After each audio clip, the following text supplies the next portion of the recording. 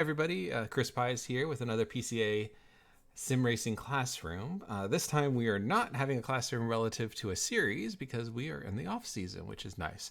So it gives us a chance to focus on some of the stuff that is not the track that's in the upcoming race in the upcoming week. Instead, we can focus on what it's like to race, different conditions, and questions you guys might have. I thought for this first classroom, we could talk about the new thing in iRacing, which is rain. Rain driving, and all the questions that may be associated with driving in the rain. I put a few of them out in the Discord, questions that I wanted to answer. And if you guys have any questions as we talk, please, I want this to be a dialogue more than just me lecturing. I've got stuff to talk about, and I've got some replays I can show. But in general, it's what you guys want to get out of how to drive better in the rain, or what to think about when you're driving in the rain. So, for those of you that have been living under a rock or watching on YouTube, iRacing has come out with the latest patch, which includes rain, a feature that has been long teased for, probably years at this point, in terms of when it's going to come. And it adds a element that was missing in iRacing in terms of kind of this variable weather idea. Before rain, tracks could kind of be cold or they could be hot, which could affect lap times, but the variation was only maybe a second or two, depending on extreme heat or extreme cold. Now with rain, we have not only wet tracks, we have very wet tracks, we have semi-wet tracks. We've also got more ranges in environmental conditions like humidity, moisture in the air, which is all going to do things, not only affect power that the cars are making on track, but it's also going to affect things of like how the track dries out after a rain event. Right. So what's interesting about this is you're going to end up getting more of a dynamic track than we were ever get before. So instead of having variations of lap times of a couple of seconds, we now are seeing wide swings from a wet track being 20 seconds slower lap times because of wet tires and wet conditions over, an optimal dry track. This leads to more need to be adaptable as a driver instead of being like a robot where, you brake here, turn in here, and that's the only line you can run. People that are going to struggle are the ones that are kind of like ideal conditions. That's all they practice. And then as soon as the conditions change where it's not ideal anymore, it's going to be difficult to adapt. The drivers that are going to be able to adapt, that drive more with feel and understanding why you're doing certain things in different conditions, are going to excel and prevail. We all hear the buzzword or the buzz phrase that, rain is the great equalizer. It's definitely true, because what it does is it shows who can find grip in changing conditions where every lap is slightly different than the one previous. Hopefully with this classroom, I can kind of give some ideas on what I'm looking for when I'm driving in the rain, some of the quirks that I've seen on the iRacing side, and what it means to get out there on the wet stuff and in a drying track, and how to maximize your overall lap times, which is the goal at the end of the day. So what I did is I went out, I used Imola because we just got off of it for the team racing series where we did have rain. And I ran some dry laps and I ran some wet laps when the rain came in. And I logged all that, and I've got VRS up on my other screen over here, and we can pull some data down so you can kind of see the differences in lines on VRS to kind of see where a rain line is and where it's not. So I want to talk about the rain line and what it means. I also want to talk about what you're looking for on our wet tracks. So as the track gets wetter and wetter, what is the goal? What are you trying to see? What are you trying to avoid? I also want to talk about how you deal with a drying track. So the rain event has stopped. It's now dry, or at least it's not. The rain isn't actively falling, but the track is still wet. What happens to that track over the next 30 minutes or over the next stint or so? Dry tires and wet tires, I'm sure, are a big question for everybody. It's a big question for me as well. On when do you go to dries after a rain event, or if you're on dries and the rain starts falling, when do you go to wets? And then finally, any other questions you guys might have. And if any time, like I said before, if you have any questions or you want to delve into something specific that we've already talked about, just speak up and we can talk about it. So what I'm going to do is I'm going to go ahead and load up the replay from my laps earlier today. If it's here, I'm hoping so. Date. Nope. There we go. Rain class. Launch. What did people think about people that did drive it, Imola, a little bit ago? What did you think about the rain? Was it easy? Was it intuitive? Was it incredibly difficult? Just general thoughts on rain and these endurance types races. Speaking from the 963 perspective on rain, we knew it was coming and we changed to tires just as it started to hit our windshield. And absolutely everybody on the track spun at some point, even though we tried to keep our heads as cool as possible and lap times way dropped off, but we were all even. Our mistake was taking the second stint instead of dry. We stayed on wet, and halfway through it dried up enough for dry. But Chris will go into how do you know when to switch was our big concern.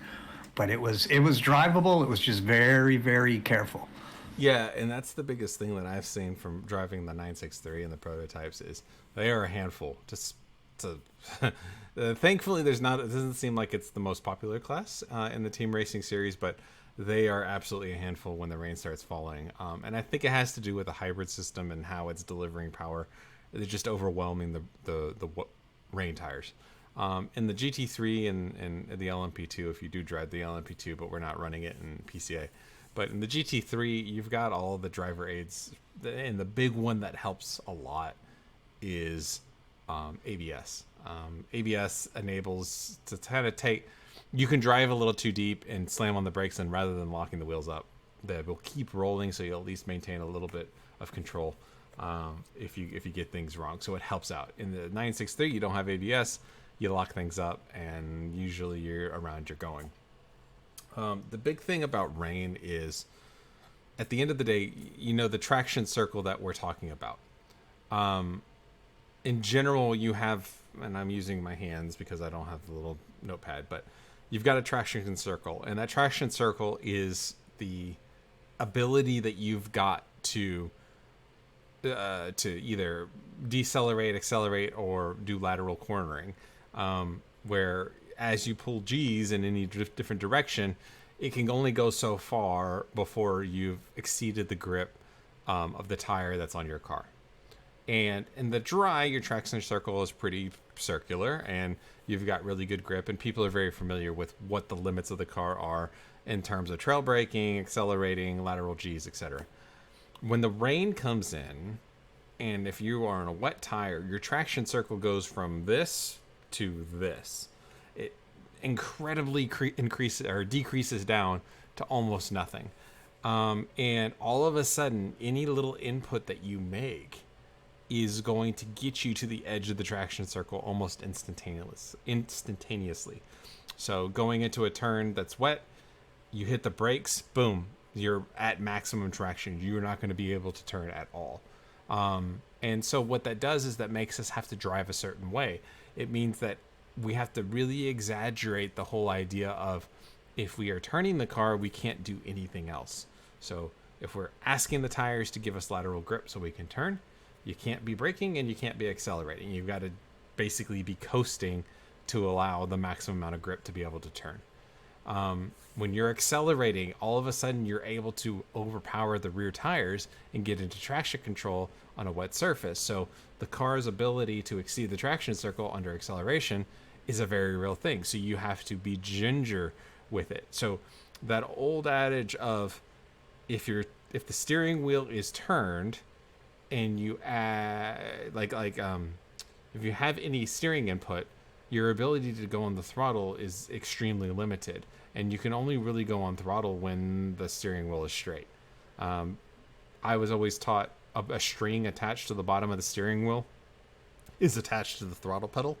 So as you're turning through a corner, with that string is taut, and it's pulling up what you can do with the throttle. So if you have 90 degrees of steering, you can't be on the throttle. And then as you unwind the steering wheel, you can slowly start to add throttle. It's exaggerated in the rain because of the lack of grip. So the idea of driving in the rain is very much a dance of how close you can get to the edge of that traction circle without exceeding it. Because if you exceed it, that's when the grip disappears and you can go off into the weeds. Or if you're driving a 963, spin. So the best drivers are always the ones that can get to the edge of the traction circle and stay there the longest. It just brings that traction circle really into focus in terms of what you can and can't do. So that's kind of what we're thinking about, is in the rain, less trail braking, less accelerating out of corners, and more coasting through corners, to allow the maximum amount of our grip to be used in lateral acceleration or lateral grip to get through the corners effectively. The other thing to talk about when it rains is there is, and this gets to the first point, which is the racing line or the rain line versus the racing line. The normal racing line in a track, when it rains, becomes extremely slick. And the reason for that is, without getting too technical, is all the rubber being laid down lap after lap in a race condition is basically polishing the track surface.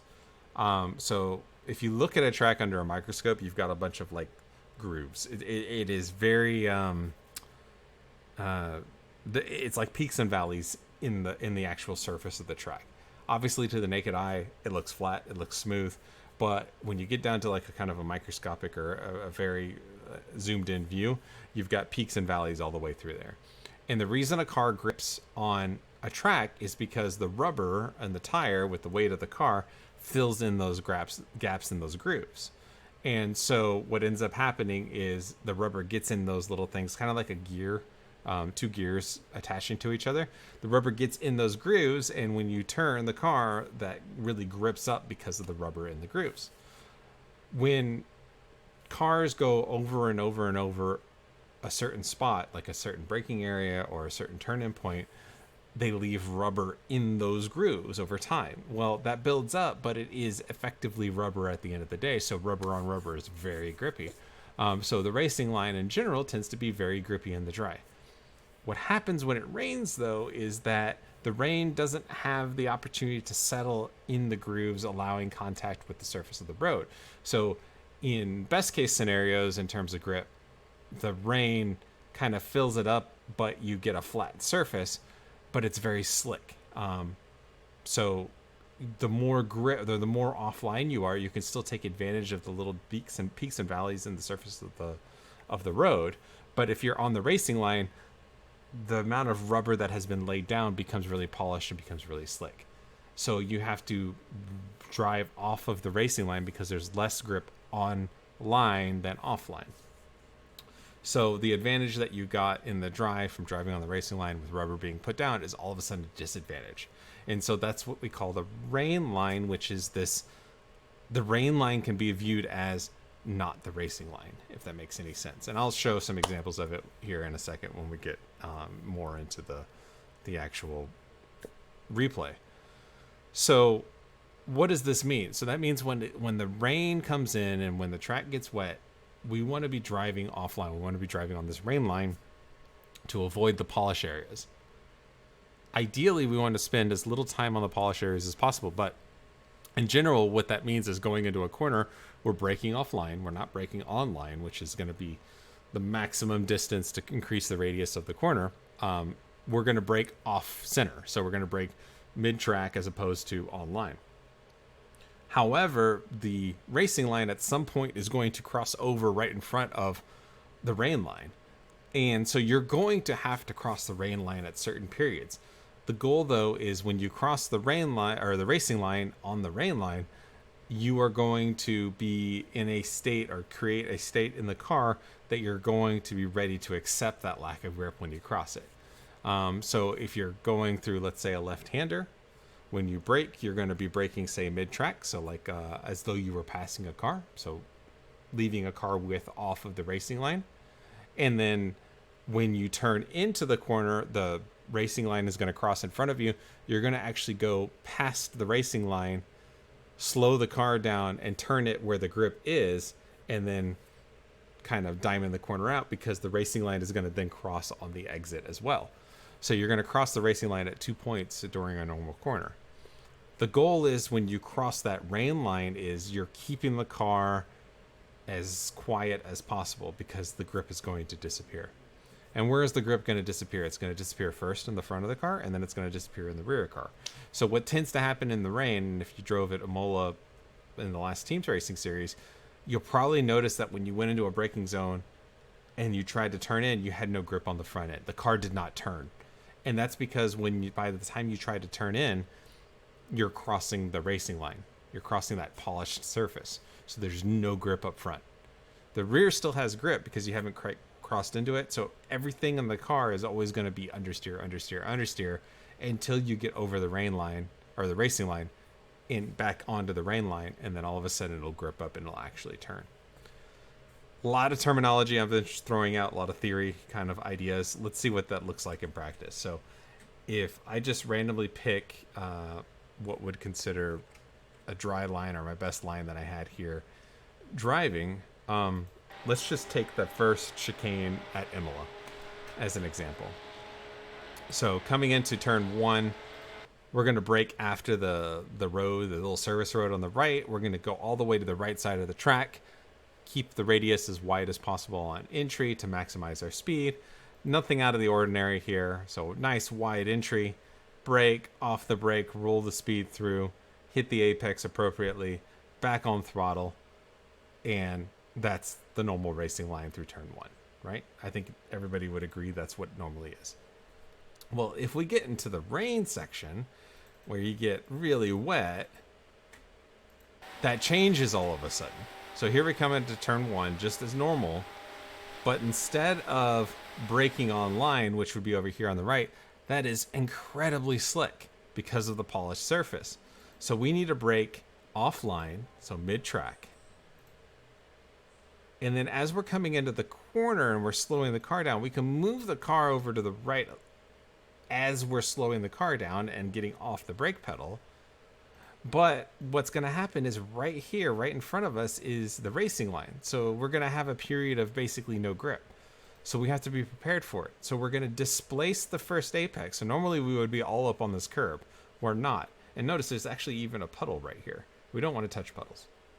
So we're displacing the corner as best as we can to give the part of the car that needs the grip, which is the loaded tires, the right side tires, as much grip as possible on a rain liner, a non-polished surface. And then notice where we're at. We're in a bad position. If we were on the dry, if this was dry, we would be in a really bad spot for the right-hander. But in the rain, it's the place where the grip is. And so the dry line is going to cross over again, and so we have to do this again. We have to displace it. Notice I didn't go all the way over to the right. I kept it about in the middle. But then the right-hander is displaced, where normally we would put our right side tires almost on this black curbing. I'm displaced. I'm not touching the curbs. And I don't track out all the way to the edge of the track because there's no grip out here. I keep the car nice and tight all the way over to the right, and then through the fast left-hander, where you would be all up on this curb to maximize the radius of the corner. We're sacrificing that because there's no grip there. And so we take it displaced by about a car length to make sure we're off the racing line so we can get as much grip as possible. And there's a lot of grip out there, especially with wet tires. Another place where it's really easy to see this is the hairpin, because we're not having these little right lefts. So let me go down to the hairpin and show you what it looks like. So here's the hairpin. Normally you go all the way out to the right side, you brake, you turn in, you get all the way down to the curb, and you stay down by the curb, and then you start accelerating out. That's just kind of a traditional hairpin tight corner on the left that we can use. Okay, so what does that look like in the rain? Well, it's very different. So coming into the hairpin right here, where normally I would have been all the way on the right side to maximize my radius going in, I'm going to displace it. I'm going to brake one car length off the racing line, and I'm going to go deep. I'm not turned in. I am going deep, and I am going to basically use the outside of the corner because that's where the grip is. This particular corner also has the added advantage of there's a lot of camber. If there's camber, which means there's slope in the corner, all of the water is going to go downhill to a certain spot, right? Gravity is going to pull it down. So the higher the area or the higher point of a corner is going to be the driest out of all of it. So we want to actually use that to our advantage. Now we still need to turn the car. So I'm displacing the apex here by more than a car length. But the idea is we don't want to be down here where the shiny stuff is, where the puddles have formed. We want to stay outside of the puddles and outside of the racing line. When we come out of the corner, cars would normally on a dry line come across, back out, and track out all the way to the right side. We want to cross it going straight, but we don't want to get all the way on the dry line because there's no grip out there. So we don't go all the way on the curbs. We don't go to where the dry line is. So it crosses over again. Think of it almost like diamonding these technical corners. Now there's situations where you can't avoid it, and probably at Imola the best example of that is in the tricky little chicane at the top of the hill with the curbing.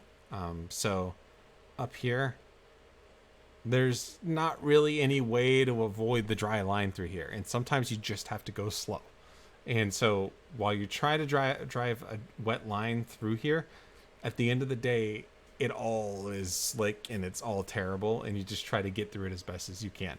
So coming into the chicane here, we're going to break off line, which is about mid-track. We're avoiding the puddles.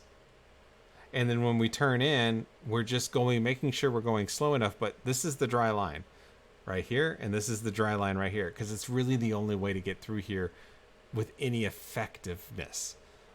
If we try to run a wet line through there, it's slower than it would be normally. So again, coming into here, what we're doing is we break off line to give us actually some braking ability. And then it's just running the dry line because that's the shortest distance at the end of the day. Being very careful with our inputs to make sure we don't lose traction.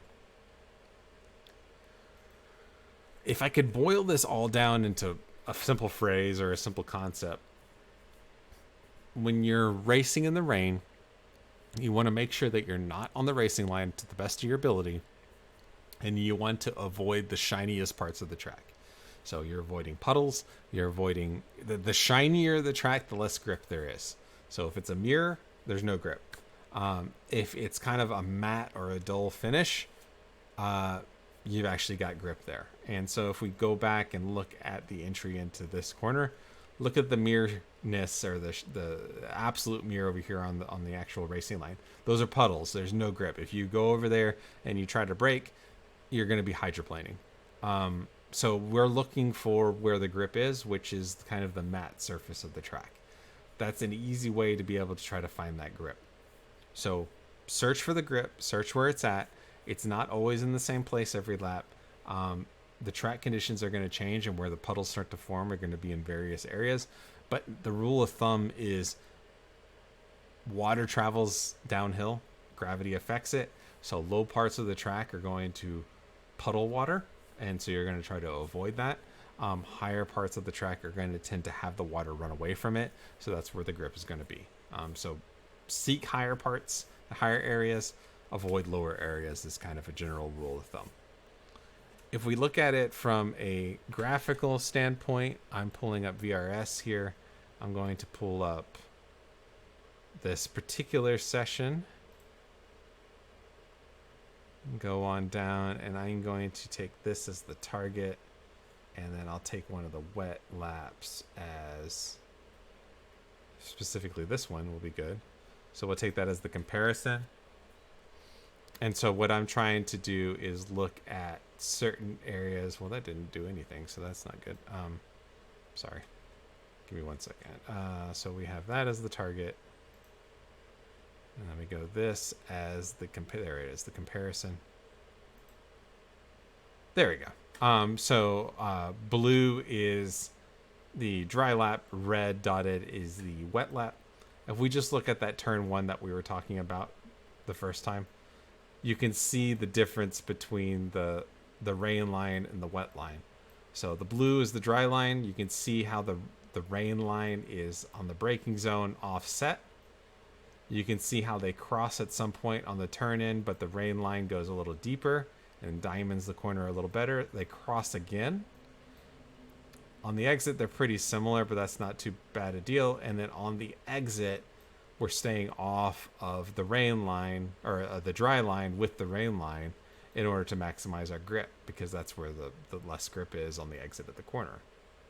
If we go down to the hairpin, which is turn 7, yeah, it's turn 7, you can really see it exaggerated.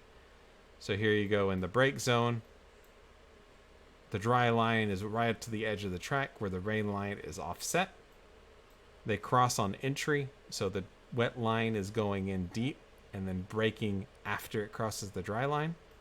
It's staying outside of the dry line and then has to cross over at some point. It's crossing over and then staying on the inside to not have to touch the dry line again. So it's that kind of crisscrossing of it, trying to find where the grip is all the way through. And you see it with the data as well. So over here is the throttle trace, for instance. Braking very early, of course, because there's just not a lot of grip. So this is the brake, this is the throttle. So we're braking really early, but we're getting off the brake sooner. But then we're also getting on throttle sooner because we're accelerating at a point. We've done our turning much earlier and we're accelerating at a point. So it basically looks like two different corners, right? And that's the general idea behind it, is you're taking the corner differently than you would in the dry. Is there any questions about the dry line or the wet line and what it looks like and kind of the whole point and the whole purpose of us trying to get to this? Chris, so a memory aid would be enter corners like you're doing right there in the picture inside the racing line, cross over, make the corner around the outside of the racing line, and then cross back. Is that sort of there's going to be exceptions, I'm sure, but is that a good memory aid for? Yes, that's the general gist of it. When you cross that dry line, you want to have the steering almost as straight as possible. Now, understand that that's not always possible. And that's why I showed the chicane. Is there's no way to avoid the dry line. It just is what it is. Aqua Minerale down here earlier, right before this, it's just a mess in general. There's just no way to avoid it. But what you're trying to do is you're trying to find where the grip is. So the braking into Aqua Minerale, I'm in the middle of the track. You can't avoid the wetness on the apex here, because the goal for the main part of the corner is to be right here off of the racing line going into the final bit. So you have to somehow cross this incredibly wet part right here, and the only way to do it effectively is just to kind of eat it. But when you land on the other side, you've got some grip that you can play with. We're now braking in a straight line here. You can actually see the polished surface of the racing line through here. And so what you want to do is you want to avoid it. You want to displace it, avoid the puddles as best as you can, but there's so much puddling, you can't avoid it. And I actually did a lap. So here, these last two laps, I did a 2:03.8 driving a racing line or a rain line. And then I drove in the wet on wet tires on the racing line as fast as I possibly could. And I was almost 2 seconds slower driving on the dry line with wet tires and wet conditions. And it was a hairy lap, to say the least. This 2:05.9 was terrifying. Coming into this corner, I'm braking on line, and you can see the car is squirrely, it's wiggling. If I actually go into the cockpit, it's probably even more fun to watch my hands trying to keep some semblance of grip in the car. It's just almost impossible. And it's just because there's no grip on the dry line. So you got to do whatever you can to find it. So watch, coming in here, the car is wiggling all over the place. I can barely get the car slowed down. Coming out of the corner, I can't put any power down whatsoever. Braking into here, it's just hydroplaning. The car is wiggling all the way around. Inside, I can't even keep it on apex because there's just no grip. Coming out, I'm wiggling all over the place. The result is 2 seconds a lap slower under the same conditions. So the rain line really does have benefit. Not only does it have speed benefit, but in ease of driving, it's so much easier to drive where the grip is in the rain. So Hey, Chris. yes. could you pull up VRS again Sure. and pick a corner where you would normally do trail braking? Yes. So if we look back at VRS, and we'll go back to the rain. What would be a good corner for trail braking? I would say. Okay, yeah, this is a good one. Which one would that be? Turn 8? Okay, so turn 8. This is the top of the hill, that fast left-hander. Actually, let me show what it looks like in the actual sim. So turn 8 is actually coming up. But we're in the rain line, so we don't want to focus it. But it's this turn, this fast turn at the top of the hill, right? This is what it looks like coming in with, again, the red line is the rain line, the blue line is the dry line. The big thing to see here is under braking, you can see that you can still trail brake, and I think that's your question. So right here, the brake pedal isn't as firm as the dry line brake pedal because there's not grip. Can't really brake harder than 50% thereabouts in the wet. But I can still trail brake almost in the same kind of fashion as the dry line because I'm getting to the edge. Remember our traction circle. I'm thinking about that smaller traction circle, which means I can't brake as hard, but I can still walk around the edge of the traction circle just as though it was in the dry. So that's what's happening here. If you look at the slopes of the trail brake here, they're not that much different. They're pretty the same. But the only way that you can get to that point is you have to drive offline. So if we zoom in way in on the actual trail braking part, you can see that they're happening at different spots. Now there is a point where it does cross over, which is right around here, and you can actually see my brake pedal on the wet line is nothing. There's almost no input in my pedals, and that's because I'm crossing over the area where there's no grip at that point. But then I add a little bit more brake on when I come over on the edge after I've crossed the dry line, just to get the nose turned in again. And there's actually a lot of grip at that point. And then coming out of the throttle, or getting back on the throttle after this point, it is delayed because you've got to cross that dry line and you're in the wet, so there's just less grip in general. So there's an example of the trail braking. It does exist. You can still do it. It's just everything is by a factor removed, right? So whereas before my trail braking at any given point was probably about 20% more on the dry car than the wet car. And that's just because of physics, what you can and can't do in the wet. Does that make sense? Yeah. So, earlier you said kind of avoid trail braking, but I think it's probably more reduce your trail braking. Yeah. It's a little bit misspoke. I misspoke on that one. It's avoid the heavy trail braking. In general, what you want to try to do is, what I try to think of when I'm driving in the wet is get all my braking done in a straight line to almost an exaggeration, and then get off the pedal and then turn the car and roll the speed through the car and then back on when you've unwound the wheel. If we look at turn 7, which is another heavy trail braking zone, it's kind of the same story, right? Here's my maximum brake. Yeah, there's a little bit of trail braking, but this is almost, I would say, not trail braking. Instead, it is more like, okay, right here, steering angle is this graph down below. At the point in the wet that I start actually adding steering angle, my brake is 20% and decreasing significantly. By the time I've got any significant turning in the car, I'm almost off the brake completely. So yes, there's a little bit of trail braking, but whereas before at the exact same point on the dry car, I've still got a lot of brake in the car and steering angle. It's not the case in the dry. In the dry, I'm almost completely off. I mean, it's just barely a hair of brake while turning the car. So it's so much diminished in favor of turning rather than trail braking. Does that make sense? Yeah, thanks. Yeah, no problem. Any other questions? Chris, I noticed on your VRS there, if you go back to it and focus on your line differential. If you go to the whole track, you can see how your wet line crisscrosses your dry line the whole time. It's really telling. Yeah, exactly. So if we go into look at just look at the different sectors. Now I know it's zoomed out, so it's not as pronounced without zooming in, but you can see there's a cross, there's a cross, there's a cross. Go to the next corner in the straight.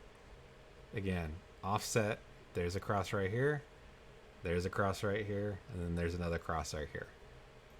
Yeah, it's your third line down on the data shows what lines where. Yeah, there you go. Yeah, I forgot. Yeah, good point. It's always crossing. It's really telling that you're purposely staying off that line for the important parts of braking, steering, throttle, all that stuff. Exactly. And so yeah, that's what Jim's talking about. Is this line right here, the in between the red lines here is basically a car width, and so the black line is the line of the wet relative to the line of the dry, and so you can see myself crossing the dry line over and over. It doesn't matter what turn I pick, I'm constantly doing everything I can to minimize the time that I'm spit between these red lines, which is the dry line. So I'm doing everything I can to stay out of that zone as best as possible. So here's another one. As best as, but this is the one that you couldn't avoid. Remember I said this is the tight little chicane? You can't avoid it. You have to be in it. But to the extent that I can avoid it, I am out of it. Even on the straights, like so coming down here, I'm staying off the wet or the dry line in the wet. Only to when I have to cross it. So even the front straight, off of it as best as possible. So yeah, good point. That this is an incredible way to look to see. And here's the whole track. I'm doing everything I can to stay off of the dry line throughout the entire lap. Thanks, I forgot that it's in graph. Now you have martinis for the rest of us, don't you? This is a Man of War. I just made it. It's fantastic. Oh, then never mind. I suggest it. If you like bourbon, for sure. Any questions on that idea of the dry line, the wet line, and thoughts behind that? Does this make sense? Different question, Chris. Can you hear me? Yeah, I got you.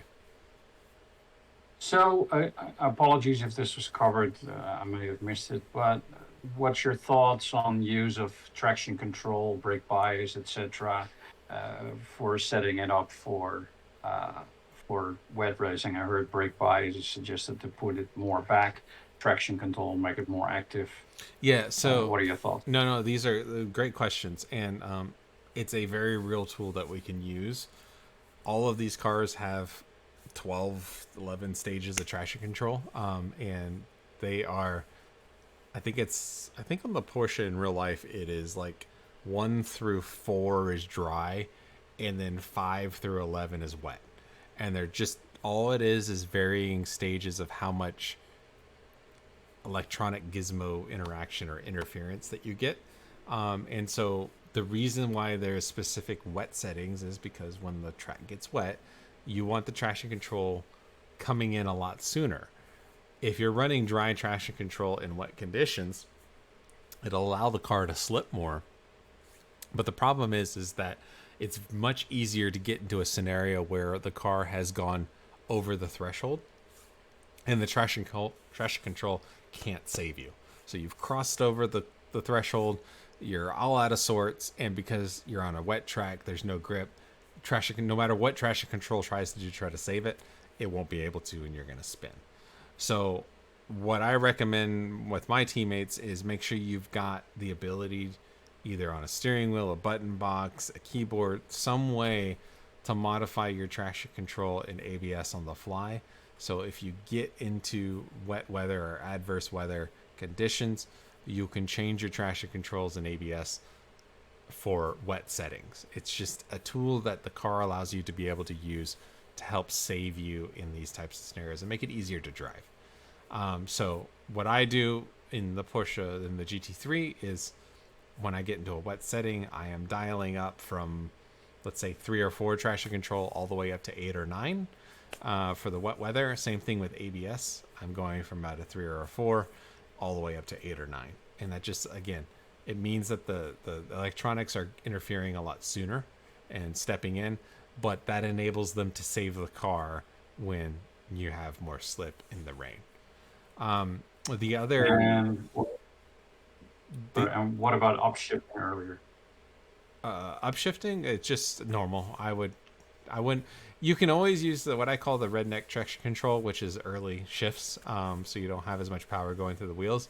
You can definitely do that, especially coming out of the corners when, like, if you're in a first or a second gear scenario, I would always take it in second gear in the rain, because if you're in first, you're just going to spin up the rear tires. You're not going to go anywhere. So always take higher gears if you can. Less torque going through the tire means that's less likely that you're going to spin the tires and lose grip in the rear.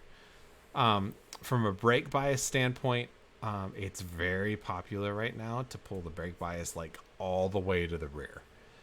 And so, and what I mean by all the way, like, for instance, I normally run with our setup, we're running like one click to the rear. So with the neutral being 0.00, we're running like 0.33 to the rear. It's like one click back. In the rain, people will run that at like -6. So they are doing like 15 clicks of rear, which is an exceptional, like, maximum rear bias. Why do people run that? And I have a theory of why that's happening. The reason people are running so much rear bias is because, think about when you're coming into a corner. Think about when you're coming into turn 1 here at Imola. You're coming into turn 1, and then all of a sudden, when you're ready to turn in, right at this point, your front tires are hitting the dry line, which means there's no grip on the front. So the car is understeering. It's doing everything possible to understeer and just keep going straight. Well, what do you do when you have an understeering car? Well, you move the brake bias back, because that helps rotation. Why does it help rotation? It's because you're basically adding more. You're telling the rear tires to do more of the braking relatively. It's all relative. You're telling the rear tires to have more braking force, which means you're telling the rear tires that I want you to brake loose sooner than the front tires. So you're going to get that rotation on entry. Well, if you're in the wet and you come into the scenario where you're braking offline, and then right when you want to turn in, you're hitting the dry line, your front tires have no grip. So what's the only thing that you can do from a car behavioral standpoint to help fix that? Run super rear bias to help encourage the car to rotate when the front tires are on the dry line and have no grip. So I think what's going on right now is a lot of people are running super rear bias, because what the point that the turn in is, they're hitting that dry line and they're just losing all the grip on the front. So they're basically trying to create a situation where under braking, they're forcing the car to rotate under braking, and then they're basically drifting it on entry on the way in, knowing they're going to hit this dry line, no traction event on entry, that the car will just kind of slide through, and then they'll catch it on the back end, but the car will have already rotated. That's my theory behind it. If you're running a true dry line, I don't think it's necessary to go that extreme rear bias. Rear bias will help get that rotation that you're not getting because of the lack of grip on the front. But if you overdo it, you get the situation that you're seeing a lot with the 963s, where people put too much rear bias in the car when they brake. Instead of when they lose control, they're not just going straight off. They're braking and they're locking the rear tires. And when you lock the rear tires, it just, you're in a washing machine. You're just going to spin over and over and over again. That little GIF that I put in Discord right here is exactly that. Too much rear bias, and that's what ends up happening to the car. If you lose total control, you're just going to become a top until you hit something. So that's my theory behind it. Does it help? Yeah, it helps, but understand that you're basically pitching the car in across that dry line and catching it when the grip comes back on the back end, but hoping the car had rotated at that point. Excellent. Thanks, Chris. Yeah, no problem. Okay, so that's the rain line. So, and I think we talked about point 3, which is what do you look for on a wet track? And you're looking for, as I said before, you're looking for the shiny stuff. and specifically don't drive on the shiny stuff. So if we just take it from the cockpit here, from the replay, we're looking at shiny stuff. We're looking for where's the shiny and where's the not shiny. So right here, there's a little bit of shiny here, a little bit of shiny here, a little bit of shiny over here on the right. We're trying to avoid it. So avoid the shiny stuff, avoid the shiny stuff. Make sure that your loaded tires when you're turning are not in the shiny stuff. That's probably the best way to kind of get up to speed in the wet. Avoid the shiny stuff. Avoid putting your tires in the puddles. Do everything you can to drive offline. Cross the dry line in a straight line to the best of your ability, and you're going to have success, or you're going to have a better time than if you're not looking out for that. The next point was, okay, if you raced in Imola, you notice that the rain stopped at some point and the track started drying out. Now, I don't really have replay of that, but I can start talking about what happens to the track when it starts to dry out. So, depending on the cars that are circulating on the track, you're going to have what's called a dry line form. And it's not going to be the traditional racing line. It's going to be this hybrid wet line, dry line forming. And you got to think of why a dry line is forming. As cars drive and they kick up these huge rooster tails, they are creating a dry line. I'm just going to put some, hold on. I'm just going to put something up so you have something to look at while we're talking about this. So as you are driving in the wet and multiple cars are driving this wet line, this hybrid line, if the rain stops, that line is having all the cars kick up the water up into the air, and that is having a drying effect on a certain part of the track lap after lap. Ultimately, what's going to end up happening after a period of time is you're going to end up having a relatively drier part of the track than the rest of the track. This could be on the racing line. This could be off the racing line. It just depends on where the cars are driving, and it depends on who's driving the cars.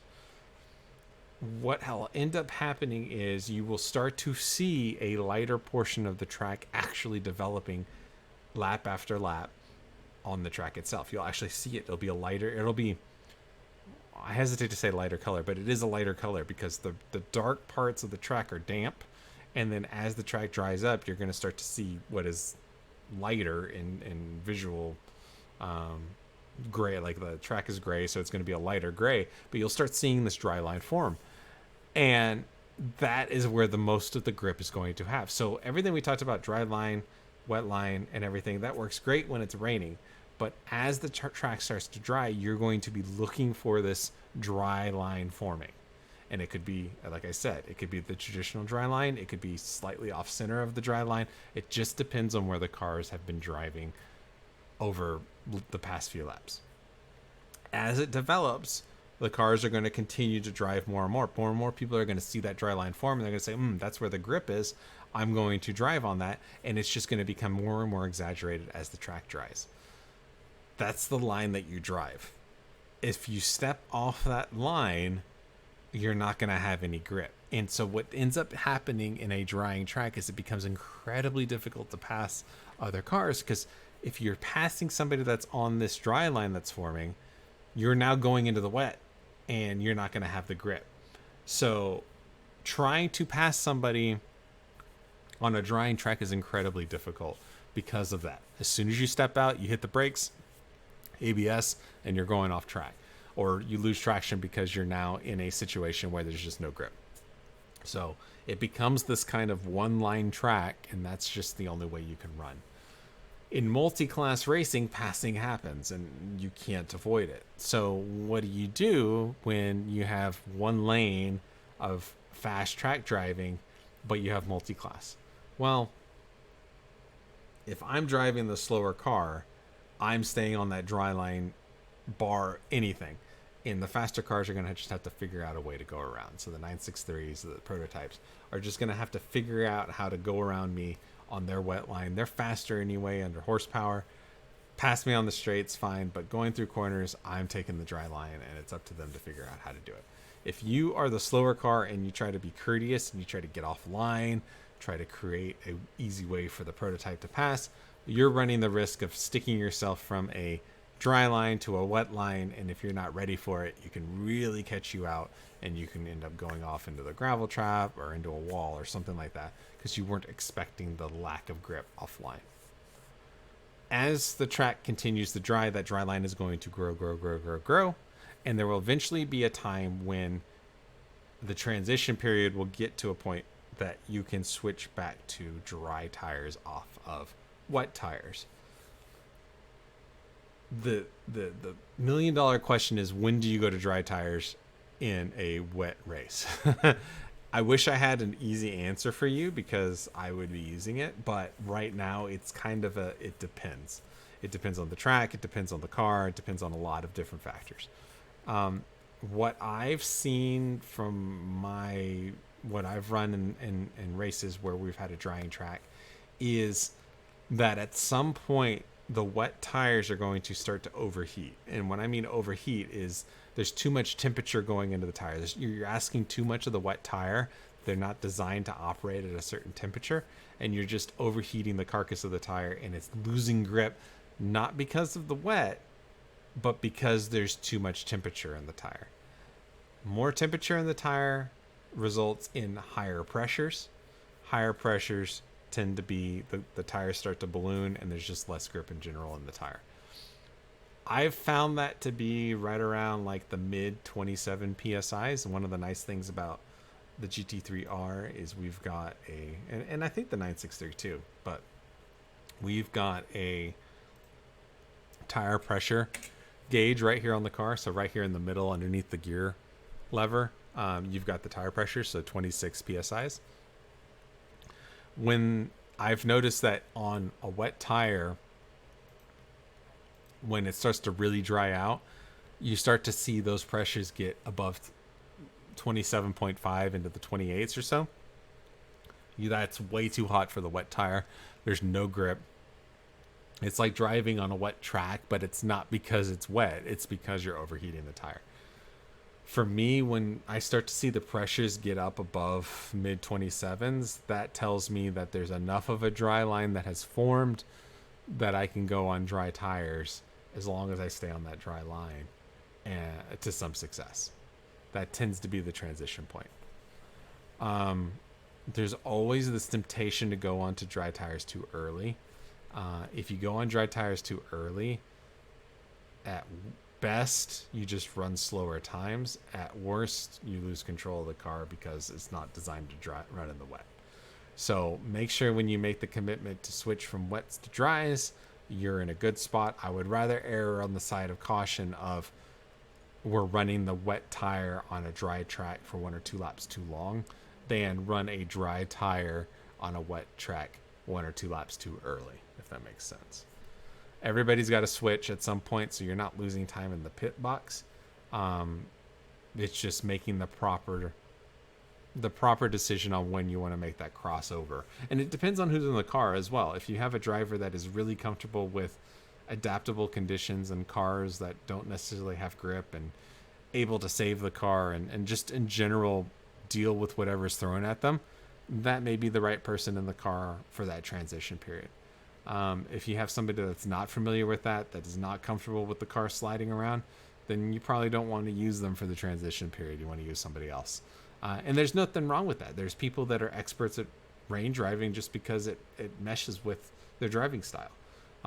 There's no harm or foul. And what I would recommend, especially in the team racing series, is identify those drivers that are good in the wet, that are comfortable in the wet, and that are adaptable to changing conditions. And frankly, those are the people that you want in the car when those conditions present, because that's going to maximize your speed during these transitions.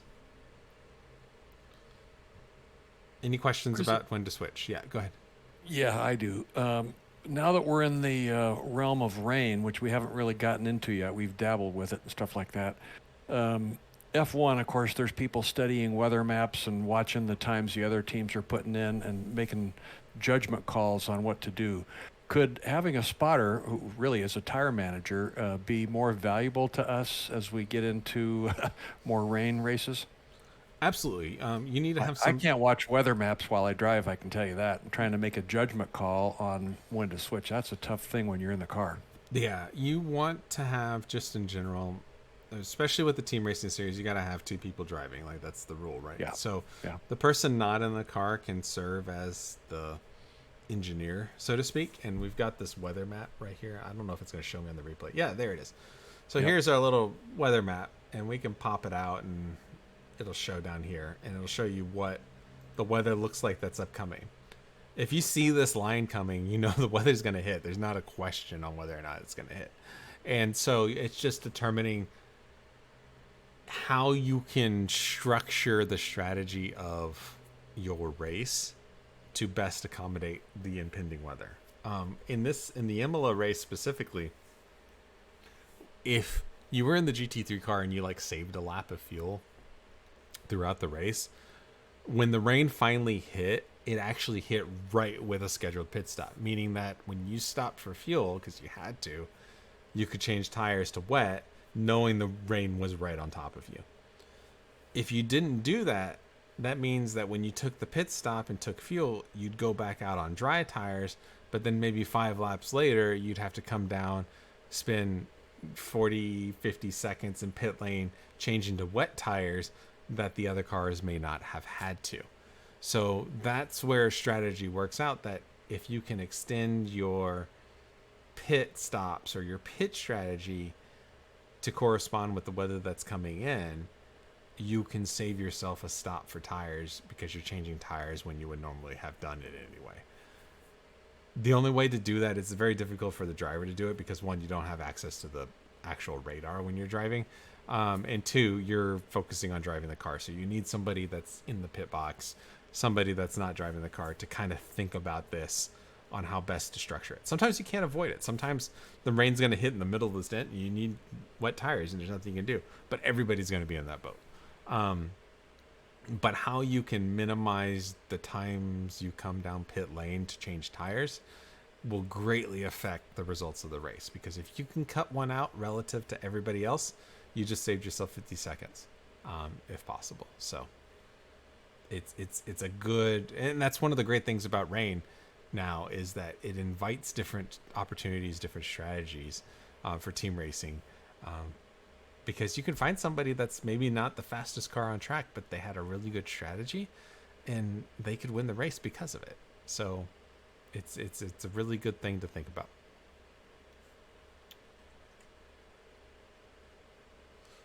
Any other questions related to that?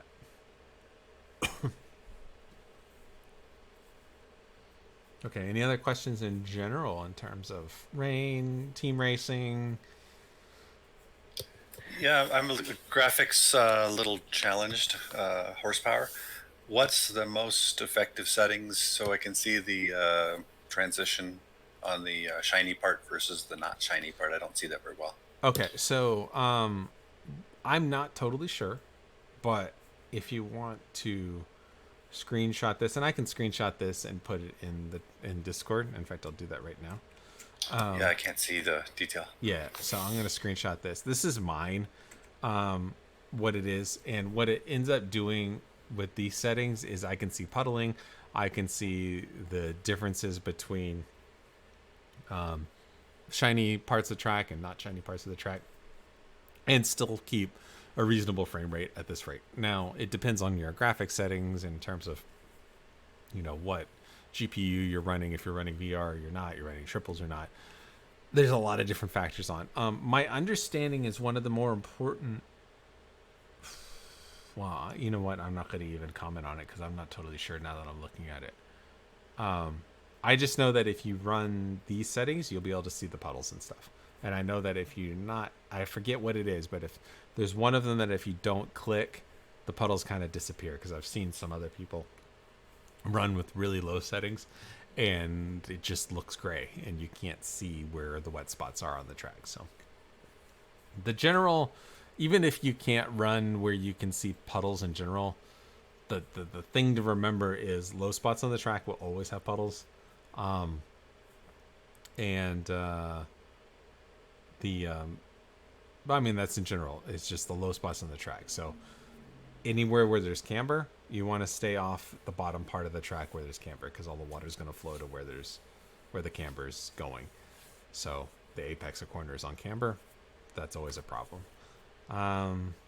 Yeah, that's in general. I mean, if you play golf, it's the idea. You just want to stay high in those kind of situations. You don't want to go low, because the water just always runs downhill. Gravity always pulls the water down. So keep that in mind. That's why Aqua Minerale on Imola is so sketchy, even when the rest of the track is dry, is because that's the lowest part of the track, and that's where all the water pools. And so even if you have like almost a complete dry track everywhere else, Aqua Minerale is just absolutely notorious because it just holds water, because it's a big bowl, and that's where all the water flows. So, any other questions?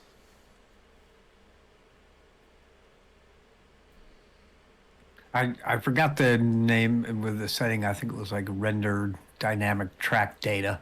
It was somewhere in the middle there. I couldn't read it well on your screen, but that's the one that will let you know it's there. Okay. So it's this one right here, render dynamic track data. Like I said, I'll post it on Discord. Yeah. You can see what my setting is and play with it. But I've found that my settings tend to be pretty good in terms of being able to see all the fun stuff from the rain. The other comment I have driven in rain before, plenty of times in real life in racing. iRacing is incredibly authentic to real life. Shockingly so. I was kind of expecting, because I've seen rain in other sims like Assetto Corsa and such, and rain, all it tends to do is just create less grip, which, I mean, yeah, to some extent is true, but you never got that dynamic track feeling. iRacing is incredibly realistic when it comes to rain. I would actually say that iRacing in the rain is more akin to real life racing in the rain than iRacing in the dry is akin to iRacing or real life racing in the dry. They nailed the rain simulation so well that it feels identical to what it's like racing in the rain in real life. So if you enjoy it, then you'll enjoy driving in the rain in real life for sure. It's not for everyone, but once you get past that kind of, oh my god, it's wet outside and therefore it's less grip and I'm gonna go wreck my car if I go out there and drive.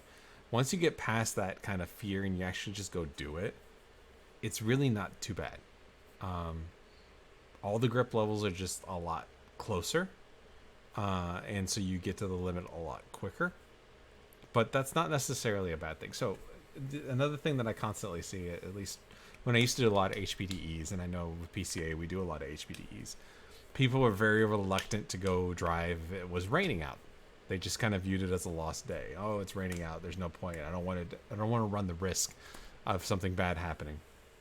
But in reality, the rain is the perfect opportunity to go out in HPDEs for a couple of reasons. One, there's not as many cars out there because people don't want to run in the rain for whatever reason. Two, the thresholds are so much closer, so you get to the edge of grip in your car without going 150 miles an hour, right? You do it going 80 miles an hour because there's just less grip to be able to have. So you get to explore what the edges of grip feel like at a much lower, safer speed. And three, you get this feeling of vehicle dynamics that you wouldn't get in the dry, where, you, like I said, you'd have to be going 140 miles an hour to be able to start to feel the back end step out. Well, that's screaming fast, and if something goes wrong, yeah, you're damn sure they're going to hit the wall. But if you do it at 40 miles an hour, you know, even if you spin, it's not a big deal. You wouldn't have hit the wall anyway. It's too far away. So I always encourage students to go out and drive in the rain because it makes you a better driver in general. And those people that really embrace it, that look forward to when it rains, tend to have a better time than folks that are terrified of it. So get out there. We have a simulator that does rain really well. Go drive in the rain. Go feel what the car feels like at the edge. Get it out of shape. Spin it. Overcook it. Drive it on the dry line and see what it feels like on the dry line. Drive it on the wet line after that and see what it feels like. Make mistakes. By making those mistakes, you'll figure out for yourself how you need to drive in the rain, and you'll be a better driver for it. And then when it dries out, guess what? All that stuff you learned in the rain of what the car feels like right on the edge, it all applies in the dry. It's just you're going faster. And so when you start to drive in the dry and you realize you're not feeling the edge of the car, guess what? You can go faster because the limit of the car is further out than you expect it. So drive in the rain, get a good feel of it, make your mistakes. Then when you go to drive in the dry, you're just going to be faster and you're going to be driving more of the car in the dry as a result.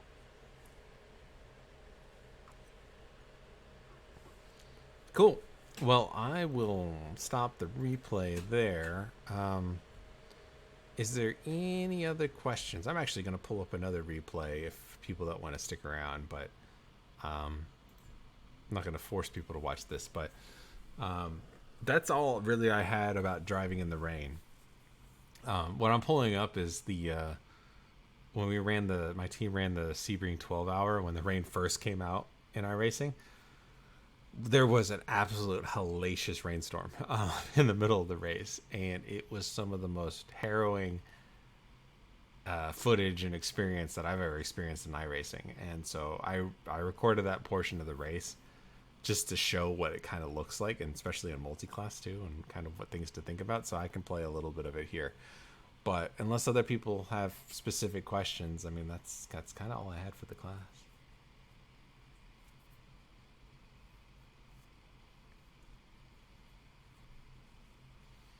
The other thing I will also plug is take a look at Nikki's video on rain. He does a really good job of explaining why the rain line exists, and if you're really into kind of like the more of the mechanical side of why you drive the rain line versus the racing line and why it's slicker, Nikki does a really good job explaining that. So plug to Nikki for that.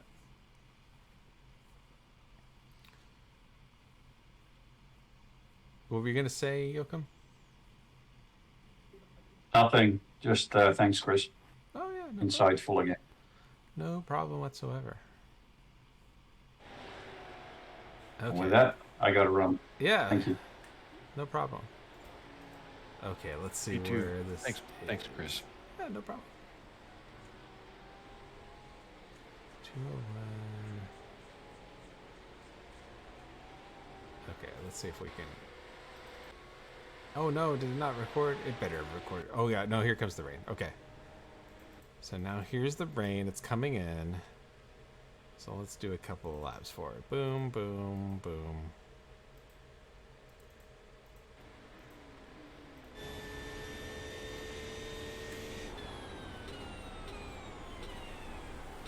So one of the things I wanted to show with this is the rain has started to hit. The track is changing. This is multi-class racing. You can see while we're still on rain tires, or I'm on wet tires at this point, while it is wet, the racing line still has grip. It still it hasn't transitioned to the, if you're on the racing line, you have no grip. So there is a portion where the track is wet, but the racing line is still the fastest way around the track because it still has grip because we have better tires.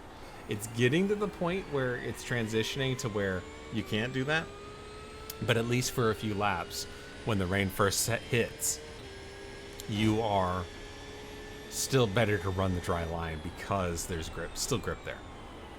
So use it while you can, but then once it goes away, you can't use it. So we can actually start to see a little bit of the shiny racing line forming a little bit. As I mentioned before when we were talking earlier, in multi-class racing, when faster cars are going by, make them go offline into the wet stuff rather than you. But we get to the point where this track just starts to turn into an absolute gully wash, I think is what we'd say down here in Texas. There we go. here in Texas where you can't see anything. And so one of the other aspects of racing in the rain is leave space.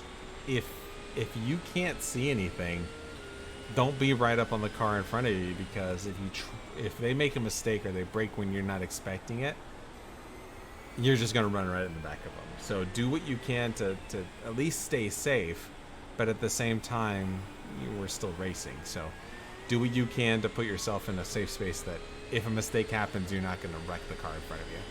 So at this point, coming up to this car, I've caught up to him. I know that I'm going to be able to make a move, but I've been following him for a while. He seems to have decent pace, but what we're trying to do is we're trying to make a pass in the rain. At the same time, I'm always looking in my rearview mirror about the prototypes that are coming up, the faster cars. You can see the puddles in the certain spots, so we're definitely running a wet line at this point. And we're trying to make it easy on the prototypes to pass us, but at the same time, we're not trying to leave the line that we're racing on. And at this point, it's just, there's so much water on the track, we're just trying to find any level of grip that's out there. And every lap is slightly different as we learn more and more about the track. Where the dry line tends to form, where the most grip is in the wet. We're doing everything we can, searching for that place where we can maximize the amount of grip relative to the conditions that are out there to turn the best lap times we can.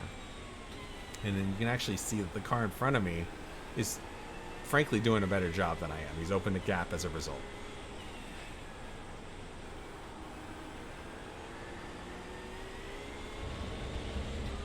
But if we carry on, what lap are we on? 135. So if I go down to,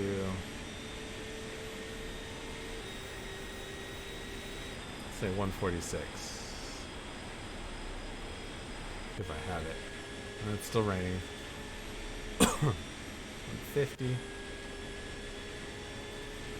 55. Okay, so the rain has stopped. We're still on wet tires. And at this point, the track is going to start drying, especially with this many cars. So you're going to start to see a bit of a dry line that starts to form. And all we do at this point is we just try to follow the dry line through. So there's some dry right there. You can see this right little area here. That's dry line. This is dry, this lighter area. This is all drier. Where cars start to drive, you can see it in the sun where the dry line is starting to form. You can actually visually see it right here. This is dry. This is where cars are driving. So it's not the racing line, it's wherever cars are driving is what's causing the dry line to form. And so you want to drive the dry line because that's where the grip is. There's still lots of puddles. We're avoiding all the puddles, so we're not driving the pure racing line. But we're trying to stay as much as we can in the dry line. So that's what I'd say is probably the benefit of seeing this video, is you see this dry line form. So long as we're putting our loaded tires in the dry line, we're going to have as much grip as possible relative to driving off of it. So I can't help but to notice you have about another lap to go and you've got a fuel. Do you guys, I know you're switched drivers over to Quinn, but do you guys go to dry tires? At this point, no. We stayed on wets. We had to refuel for fuel, but we stayed on wets. Quinn, I think at some point in his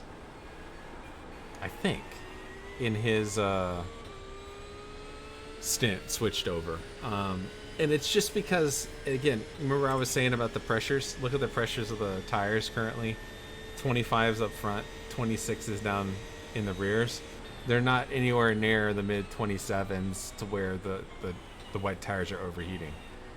The wet tires are going to start to overheat when the track is dry. You're putting more energy into them. If there's a lot of moisture on the track, that moisture is actually keeping the temperatures of the tire down. It's like you're taking a hot poker or something and shoving it in some water. It's going to cool down the metal, the temperature. It's going to keep the temperatures relatively low, even if you're putting a lot of load through the tire. And that's why you'll see, if you're ever watching like Formula One or any racing, frankly, and it's a drying track, and somebody's on wet tires but the track is looking pretty dry, down the straightaways are actually seeking out puddles to drive through to try to cool their tires down because they're overheating. We're not at that phase yet. There's still enough water and enough moisture on the track that the tire temperatures haven't gotten up to a point where they're just completely useless. But once you start getting in the 27s and start getting about mid 27, yeah, at that point you're losing grip in the tire because of the overheating of the wet tire. You can go to dry tires at that point and be fine. That's the best way that I've been able to tell to know when you need a transition. That makes sense. Thanks. Yeah.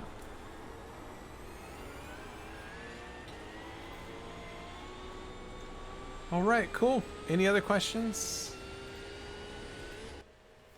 Have you watched the movie Racing in the Rain? I have not. And the reason why was there was a dog in it and I was afraid it was going to die, so I stayed away from it. I was gonna say if you love dogs, but it is a challenge. We just adopted our 4th dog, so. Something about movies with dogs, man. I just like, as soon as I see a dog in a movie, I'm like, oh no, it's gonna hurt at some point. Well, you can watch the first 3/4 of it. Okay, so there you go. This is gonna be funny. I'm gonna age myself a little bit, but the movie Turner and Hooch. Watched that as a child, and it just crushed me emotionally. So. So I take it Old Yeller is out. At least that was a book. Yeah. Absolutely. But it had nothing to do with racing. We'll be honest. Yeah. The if you watch the real Amola from WEC this past weekend, I think there was some wet driving in there. It was a lot of fun to watch, but it was pretty akin to what we did. Yeah. I mean, it's what I've been hoping for, something, because iRacing without rain has just been, let's face it, hot lapping simulator in these long races. It's just 6 hours of hot lapping. There's no yellows or anything. Everybody just runs their time, especially when you can change tires with fuel. There's no strategy. But rain has given us some ability to have strategy, and the big strategy is, when do you go to wets? When do you come off of wets and go back to dries? Different teams having that ability. And the ones that know when to do it or have the ability to drive like that and be adaptable are the ones that are going to succeed. When we did the that Sebring race, one of the teams that we were racing pretty close with went to dries way too early. And when they went to dries, I was pit crewing, so I was not driving the car. So I was actually watching when they pitted. I saw they put dry tires on, and then I watched that car, not our car. I watched that car on as a third person, and watched the behaviors of that car and looked at their lap times. And I noticed that they couldn't seem to ever get power down onto the track. They were just spinning up the rear tires, and their lap times also demonstrated that it wasn't time to go to dries. They were 10 seconds off our pace when we were still on wets, even though they went to dries. Now, after about 4 or 5 laps, their time started to come down, but we were still going faster. So at some point, the threshold crosses where dry tires and wet tires are going the exact same speed. And it's a very quick moment that happens, because after that, then dry tires just like go so much faster, so much quickly, because it's like almost a switch somebody turns, that dry tires start to fire up. And you want to get to the point where you're the first ones to get to there without sacrificing the time. So you know, there is an advantage of being the first to dries if it makes sense, because you're going to get the advantage of those dry tires for longer. But if you switch to dries and it's costing you significant time relative to people still in the wets, you're going to negate any advantage you'd eventually get on the back end. So, you know, the window is probably 2 or 3 laps that you want to be sure. But another way to tell on when you want to go to dries or when you don't want to go to dries is look at your competitors and look at the people that make the jump first. Let them be the guinea pig, so to speak. So, and typically it tends to be the cars in the back of the field are the ones that go to dries first. because they got nothing to lose, right? They're already running in the back of the field. So if they're slower, whatever, they're not going to lose any places. But if they made the appropriate decision, and they made it early and they get an advantage out of it, maybe they make some positions up. So it tends to be the ones in the back of the field versus the guys in first place, probably going to stay on wets for longer because they have more to lose if they make the wrong decision. So, and the thing about the dry tire, the biggest thing about the dry tire and the wet, obviously you have hydroplaning, which is a completely different factor where the tire actually isn't in connection with the road because there's a thin layer of water between the two. But in a drying track, the biggest problem for a dry tire is getting temperature into it. If there's too much moisture on the road, you can't build enough temperature to make the tires actually work properly. So there'll be a point where the dry tires get enough temperature to actually work, to actually grip up. Otherwise, you're just driving on cold tires because they're not there, so long as you're not hydroplaning. So, and that's why I like using the wet tire temperature to determine when to go on dry, because if you're overheating the wet tire, that means that you're putting enough energy in that tire through the road surface that if you do the same on the dry tire, you probably are building enough energy to get them into that key range they need to operate properly. So I like using the PSI so long as the car has the ability to show you that. Not all cars do that though in iRacing, which is kind of annoying. So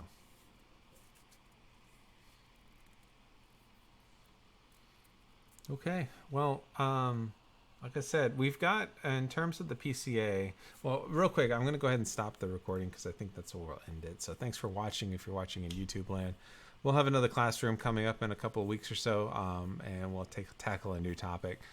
So stay tuned and for the next broadcast on that.